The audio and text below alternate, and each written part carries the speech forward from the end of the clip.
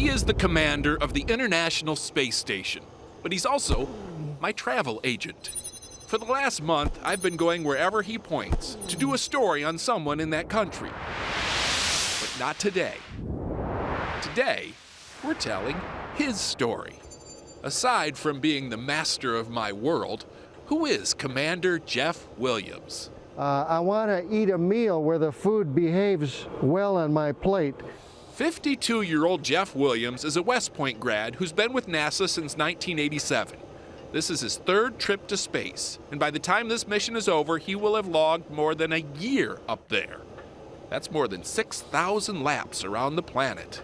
They're going 17,500 miles an hour. This is his wife, Anna Marie. My wife gets mad at me when I go 70. They've been married almost 30 years. I do too. I still tell Jeff how to drive down here.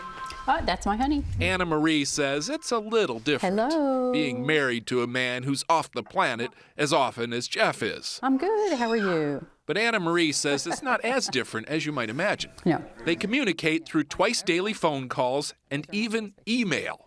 Last month, the space station got internet. So one of the first things he did was order me flowers through Amazon, which was really cool. Really cool. Almost too cool. So I have to be careful now because he can actually see our bank accounts now that he's got the internet. That actually leads us to the potential downside of being able to communicate so much more with your spouse.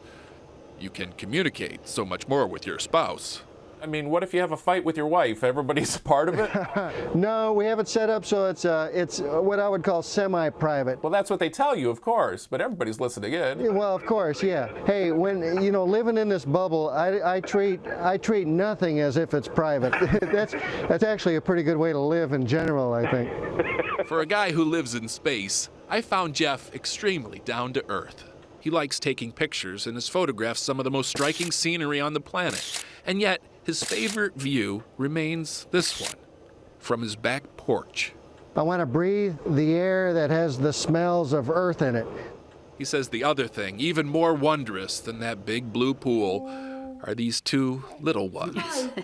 His first grandson, who is especially enamored with our globe, was born just 2 days before Jeff left on this mission. It's been kind of hard for him, I think, to be away from that little guy. Let's see our book. It's funny. His whole life, all Jeff wanted to be was an astronaut. And yet the older he gets, he says, the more he wants to be just an earthling. What are you doing? You can see more of Jeff's pictures in a coffee table book scheduled for release when he lands in April. It's called The Work of His Hands.